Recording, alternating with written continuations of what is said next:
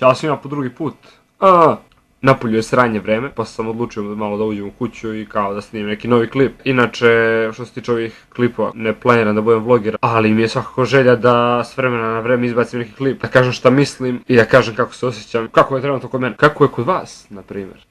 Danas sam htio da pričam o mom razočarenju u neke nove stvari koje se jednostavno pojavljuju, htjeli mi ili ne htjeli. Nekih dele na old school i na new school, ja ih delim na novu eru i staru eru. Baš sam unikatan, brate. Mnogo toga se menja, počevši od, recimo, stripova. Kapiram da su ranije stripovi bili mnogo bolji, znam da sam se smejao svakom stripu i da sam jedva čekao da majka donese kući Politiku ili magazin koji se dobijao nedeljom. Dobija se i dan danas. Jedino što sam čitao u toj Politici bili su strip i sport i nekad sam rešavao na sudoku. Evo primjera jednog stripa, brate, koji sam pre neki dan čitao i baš sam se skenjao jer kontam da mogu da nacitam bolje i mislim da je bilo smešnije ljudima, ali dobro, aj sad, kao oni su umetnici, razumeš? Postoji barikade za Marka. Stavio sam nepremostivu. I šta, brate, ja sad vidim Marka Kraljevića kako vidi znak gdje ne smije se pije, šta, ne razumijem, Marko bi alkoholičar, sranje, iskreno. Ne znam, možda je samo do mene, ali ja, na primjer, više volim neke stare stvari, neke stare vrednosti, tipa, uvek ću preslušati...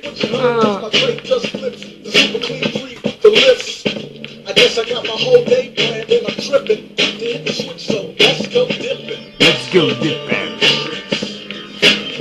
Nego što ću slušati Soulja Boya.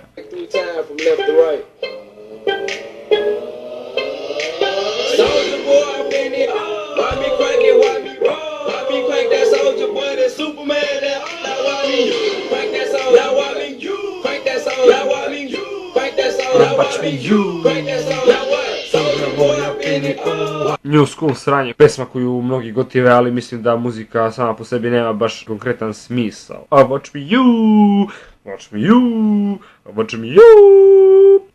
Mislim da sam sladak ovako, a? Sam sladak ovako, kad mi gledate ovako kroz kamere, sam oko lepa.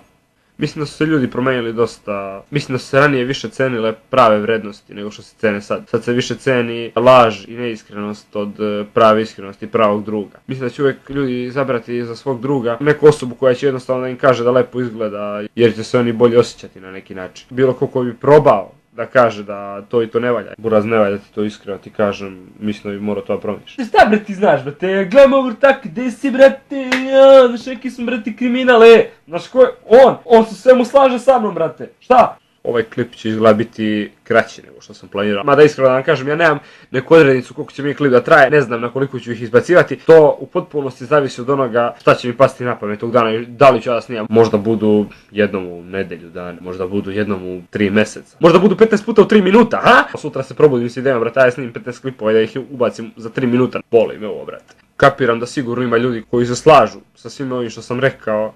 Na neki način razočaran sam u ove nove stvari koje se dešavaju, u nove osobine koje ljudi dobijaju, jer smatram da je ranije sve bilo bolje. Počevši znači od muzike ljudi pa sve do banalnih stvari kao što su recimo stripovi. Ali naravno ne kažem da bi trebalo sada da se izbedačim i da ne izlazim iz kuće zbog toga, naprotiv. Mislim da treba da se suočimo sa time, ali da u našem srcu uvijek ostaje nešto što mi volimo. Ja ću uvijek slušati Repčugu staru školu, meni to niko ne može zabraniti. Naravno, bit će ljudi koji će snimati novu školu, koji će da bacaju sranje na YouTube tipa ovog Soulja Boya ili nekih naših srpskih, da ih ne imenujem sada, jer ne bih da prozivam, ali to je život. Svako na neki način hoće se dokaže i ja iskreno tu nemam ništa protiv, znači uživajte, slušajte šta volite, radite šta volite, ali jedno je bitno, volite osobu koja vas zaslužuje i koju vi zaslužujete. Koga ti zaslužuješ, brate, evo ja kenjaš! Ja sam Nemanja i to je to od mene za danas.